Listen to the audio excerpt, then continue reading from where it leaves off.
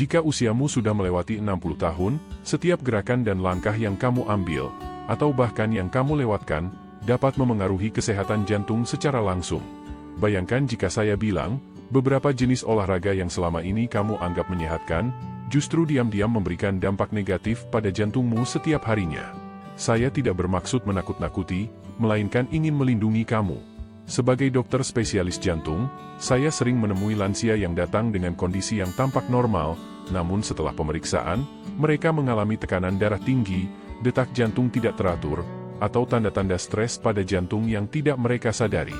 Penyebabnya pun seringkali bukan karena pola makan buruk atau kurang aktivitas, melainkan karena jenis olahraga yang salah. Latihan yang terlalu berat, mendadak, atau berlebihan dapat membebani jantung yang sudah menua dan membutuhkan penanganan khusus. Banyak lansia yang tidak menyadari kesalahan ini. Dalam video ini, saya ingin mengingatkan kamu untuk menghentikan 5 jenis latihan tertentu yang sebenarnya melemahkan jantung, bukan memperkuatnya. Tapi jangan khawatir, saya juga akan memberikan alternatif yang lebih aman dan efektif. Tonton terus video ini, karena jantungmu pantas mendapatkan perawatan terbaik. Bahkan, kebiasaan pertama yang akan saya bahas mungkin sudah kamu lakukan saat ini. Sebelum kita mulai, kalau kamu belum subscribe, saya sarankan tekan tombol subscribe dan aktifkan lonceng notifikasinya agar tidak ketinggalan berbagai tips kesehatan dari saya. Kalau kamu merasa video ini bermanfaat, ketik angka 1 di kolom komentar. Kalau tidak, ketik 0 supaya saya bisa memperbaiki dan membuat konten yang lebih baik lagi. 1. Latihan intensitas tinggi, HIIT, dan risiko berlebihan bagi jantung lansia. Saat usia sudah melewati 60 tahun, jantung tidak lagi seperti dulu yang kuat membawamu melewati masa muda. Jantung menjadi lebih rapuh, lebih mudah terluka, dan kurang tahan terhadap tekanan yang berat. Karena itulah, latihan interval intensitas tinggi, HIIT, yang melibatkan ledakan aktivitas berat secara singkat diikuti oleh waktu istirahat pendek, bisa menjadi jenis olahraga yang sangat berbahaya bagi para lansia. Sebagai dokter jantung, saya kerap menemui lansia yang mencoba jenis latihan ini karena percaya bahwa semakin banyak berkeringat, semakin sehat mereka. Namun kenyataannya, olahraga seperti ini justru memberikan tekanan mendadak yang besar pada jantung yang mungkin sudah menghadapi masalah seperti tekanan darah tinggi, gangguan irama jantung, atau pembuluh darah yang menebal. Ketika kamu memaksakan diri sampai terengah-engah, jantung dipaksa memompa dengan kecepatan dan kekuatan yang berlebihan.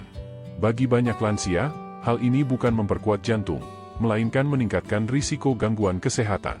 Yang lebih mengkhawatirkan, kerusakan ini seringkali tidak langsung terlihat. Jantung bekerja keras secara tersembunyi, tekanan darah naik perlahan, dan ritme jantung menjadi tidak stabil. Kamu mungkin merasa sedikit pusing atau mudah lelah, tapi menganggapnya sebagai bagian dari proses penuaan. Padahal sebenarnya, jantung sedang memberikan sinyal bahaya yang sering terabaikan hingga terlambat ditangani. Hal yang paling memprihatinkan adalah banyak lansia yang menjalani latihan ini dengan niat baik, ingin tetap mandiri, hidup lebih lama, dan bisa mengikuti aktivitas teman-teman yang lebih muda. Namun, memaksakan tubuh melewati batas bisa berujung pada kunjungan ke UGD atau kejadian serius yang mengubah hidup. Olahraga seharusnya menjadi penguat jantung, bukan penyebab kerusakan. Jenis olahraga yang lebih aman seperti berjalan santai, tai chi, atau berenang ringan justru menjadi pahlawan tersembunyi bagi kesehatan jantung lansia. Mereka membantu menjaga tubuh tanpa memberi tekanan berlebihan. Mereka bekerja selaras dengan jantung, bukan melawannya. Di usia 60-an, 70-an, dan seterusnya, menjaga keamanan adalah bentuk kekuatan sejati. Konsistensi dan keberlanjutan adalah kunci keberhasilan. Namun, ada satu lagi kesalahan yang sering saya temui, bukan hanya soal jenis gerakan, tapi juga postur dan tekanan tubuh. Ironisnya, hal ini sering terjadi di pusat kebugaran dan saat latihan mandiri di rumah tanpa disadari. Jika kamu masih mengikuti dan merasa informasi ini berguna, tulis angka 1 di kolom komentar untuk memberitahu saya kamu masih bersama saya. Sekarang, mari kita lanjut ke poin kedua. 2. Sit up dan angkat beban berat. Saat latihan kekuatan malah membahayakan jantung. Banyak orang percaya bahwa memiliki tubuh yang kuat dapat melindungi kita saat bertambahnya usia. Memang, sampai tingkat tertentu itu benar. Otot membantu kita tetap aktif, seimbang, dan mandiri. Namun, sebagai dokter spesialis jantung, saya menyadari ada aspek yang lebih kompleks dan berisiko. Saat para lansia melakukan latihan seperti sit-up, crunch, atau mengangkat beban berat tanpa memahami tekanan yang terjadi di dalam tubuh, mereka bisa saja membahayakan kesehatan jantungnya. Seringkali, para lansia tidak sadar bahwa menahan napas saat melakukan crunch atau mengangkat beban berat menyebabkan tekanan di rongga perut dan dada meningkat secara drastis. Tekanan ini tidak hanya berada di area perut atau dada saja, melainkan terdorong ke dalam dan ke atas, sehingga memicu lonjakan tekanan darah dan memaksa jantung bekerja lebih keras untuk menyesuaikan diri. Untuk jantung yang sudah menua, apalagi yang sudah mengalami pengerasan pembuluh darah atau adanya plak yang tersembunyi, kondisi ini bisa menjadi beban yang sangat berbahaya. Saya pernah menangani pasien yang pingsan saat latihan, mengalami nyeri dada saat mengangkat beban, atau mengalami gangguan irama jantung setelah berolahraga yang mereka anggap biasa saja. Ironisnya, mereka bukan orang yang mengabaikan kesehatan, justru mereka berusaha keras menjaga kebugaran. Namun, tubuh di usia 60-an atau 70-an berbeda jauh dibandingkan saat muda dulu. Sistem kardiovaskular menjadi kurang fleksibel dan jantung lebih sensitif terhadap perubahan tekanan mendadak. Satu kesalahan angkatan berat atau kontraksi otot perut yang kurang tepat bisa menimbulkan konsekuensi yang tidak terduga saat berolahraga. Solusinya bukan dengan menghindari latihan kekuatan sepenuhnya, tapi melakukan penyesuaian dengan lebih hati-hati. Misalnya, menggunakan resistance band sebagai pengganti beban berat, fokus pada gerakan yang lambat dan terkontrol, serta latihan bersama pelatih yang memahami kondisi jantung. Kamu tetap bisa membangun kekuatan, tapi hindari memberikan kejutan berlebihan pada sistem tubuhmu. Namun, risiko tidak hanya datang dari latihan berat saja. Ada hal yang jauh lebih sederhana dan tak terlihat, namun tetap dirasakan jantung setiap kali terjadi perubahan suhu. 3. Berolahraga di kondisi suhu ekstrim. Ancaman tersembunyi bagi jantung lansia. Olahraga memang kunci utama untuk menjaga kesehatan, tapi bagi para lansia, waktu dan tempat berolahraga sama pentingnya dengan jenis latihan yang dilakukan. Sering saya temui lansia dengan niat baik yang beraktivitas di luar rumah pada pagi yang dingin menusuk atau siang yang sangat panas, tanpa sadar bahwa cuaca ekstrim itu justru membebani jantung mereka. Saat memasuki usia di atas 60 tahun, kemampuan tubuh untuk mengatur suhu internal menurun drastis. Pada suhu dingin, pembuluh darah mengerut untuk mempertahankan kehangatan, menyebabkan tekanan darah meningkat, reaksi yang bisa membebani jantung, terutama yang sudah mengalami hipertensi atau penyempitan pembuluh darah. Sebaliknya, di cuaca panas, pembuluh darah melebar, jantung bekerja lebih keras untuk mendinginkan tubuh, dan risiko dehidrasi meningkat dengan cepat. Dalam situasi seperti ini, jantung harus bekerja ekstra bukan karena olahraga, tapi karena tubuh berusaha mempertahankan keseimbangan hidup. Saya pernah menangani pasien yang tiba-tiba pingsan saat berjalan di udara panas, atau yang mengalami sesak napas setelah beberapa menit beraktivitas di udara dingin.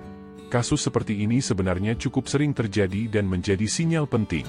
Sayangnya, banyak lansia belum menyadari betapa rentannya sistem kardiovaskular mereka terhadap perubahan suhu. Jantung tidak harus dipaksa berlari maraton untuk mengalami stres, cukup berada di lingkungan yang tidak sesuai pada waktu yang salah. Olahraga harusnya menjadi sarana penyembuhan, bukan ancaman. Untuk lansia, memilih lingkungan yang nyaman lebih baik daripada memaksakan diri di situasi ekstrim. Berolahraga di dalam ruangan dengan suhu terkontrol, menjaga hidrasi sebelum, selama, dan setelah aktivitas, serta mengenakan pakaian yang tepat, baik yang menyerap keringat atau yang menghangatkan, adalah langkah penting. Tetapi yang paling utama, jangan abaikan sinyal tubuh ketika mulai merasa tidak nyaman sebelum masalah serius muncul. Meski cuaca bisa menjadi musuh luar, bahaya lain yang lebih tersembunyi ada dalam cara banyak lansia bergerak, khususnya saat melakukan gerakan cepat atau kasar yang tidak hanya mengganggu keseimbangan tapi juga berisiko besar. Apa yang terjadi selanjutnya mungkin akan mengejutkan kamu. Kalau kamu masih menonton dan menemukan informasi ini bermanfaat, tulis angka 1 di komentar sebagai tanda kamu ikut serta. Sekarang, kita lanjut ke poin keempat. 4. Loncat, gerakan cepat, dan perubahan arah mendadak, tantangan tersembunyi bagi tubuh yang menua.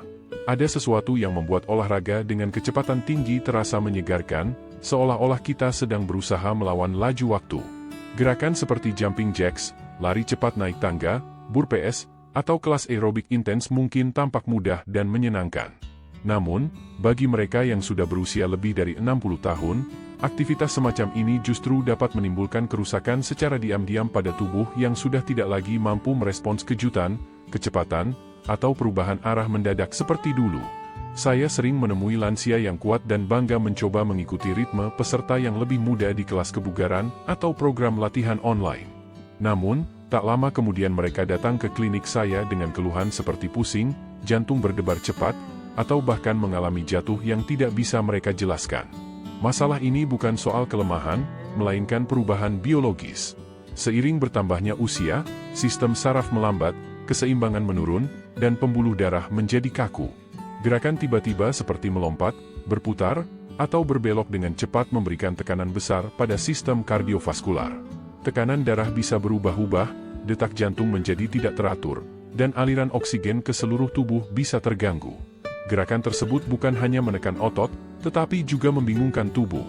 Apa yang terlihat sebagai lompatan atau langkah sederhana bagi tubuh yang menua sebenarnya adalah tantangan besar dalam hal koordinasi, aliran darah, dan proses pemulihan.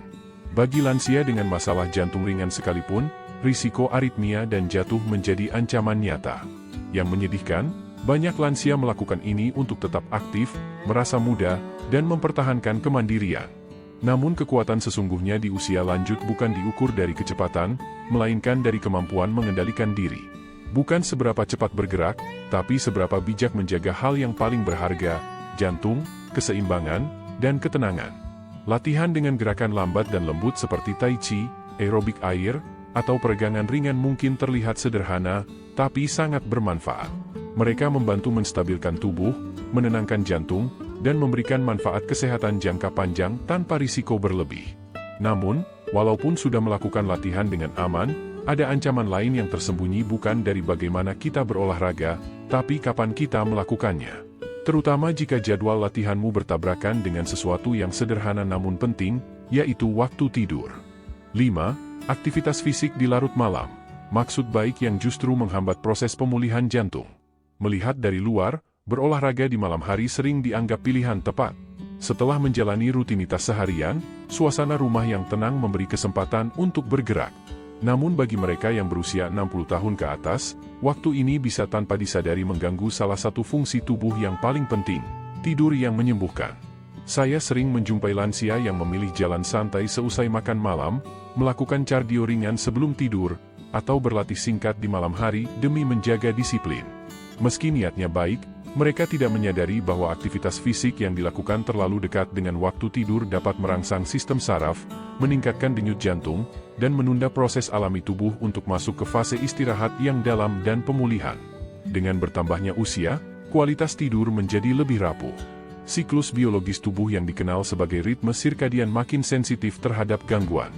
Berolahraga di malam hari, terutama jika menyebabkan kenaikan suhu tubuh atau adrenalin, memberi sinyal pada tubuh untuk tetap waspada padahal seharusnya bersiap relaksasi. Inilah risiko tersembunyi yang sering terabaikan. Gangguan tidur berhubungan erat dengan peningkatan tekanan darah, inflamasi, resistensi insulin, dan masalah irama jantung.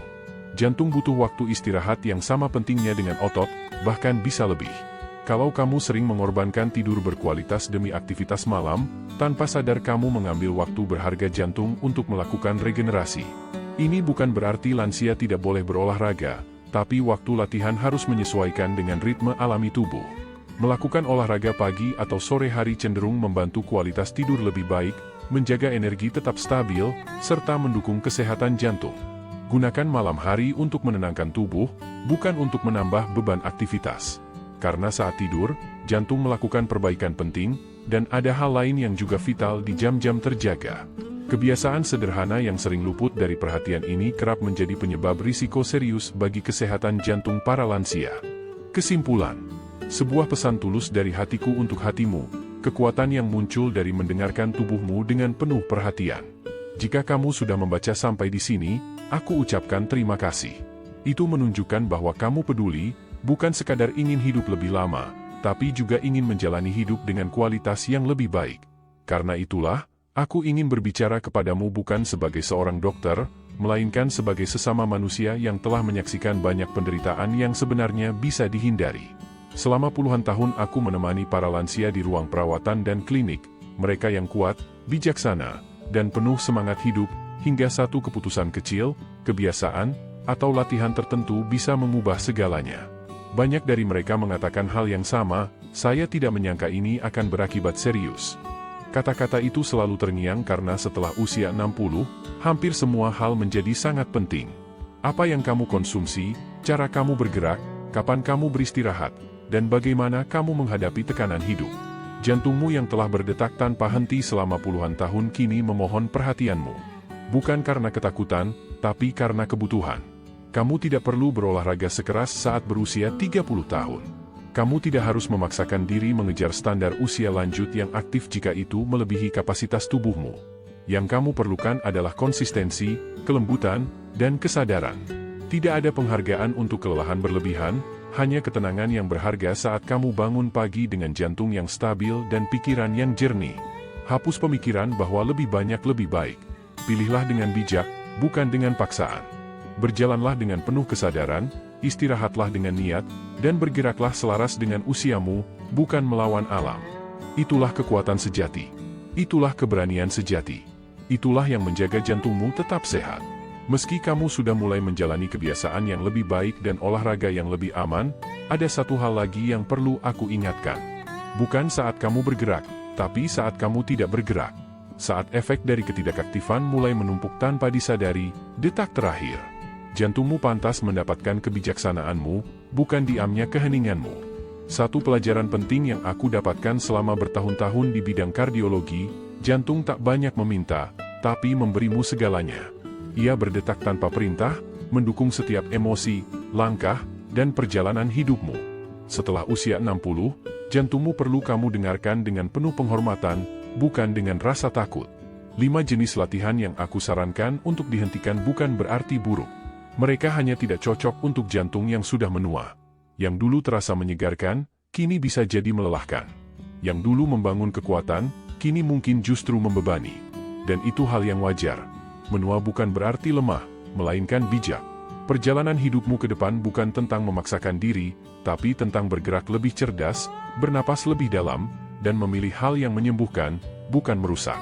Kesehatanmu tidak diukur dari keringat atau kecepatan, melainkan dari kekuatan tenang berupa konsistensi, keseimbangan, dan perhatian. Biarlah hari ini menjadi awal kamu melindungi jantungmu, bukan menyakitinya. Dan jika belum ada yang memberitahumu, kamu tidak terlalu tua. Ini belum terlambat. Setiap keputusan penuh kasih yang kamu buat menambah kualitas hidup dan memperpanjang umurmu. Sekarang, ambillah langkah berikutnya dengan penuh kehati-hatian dan kasih sayang, dengan hatimu sebagai panduan utama. Aku membagikan pelajaran ini agar kamu terinspirasi untuk menjalani hidup yang penuh makna dan autentik.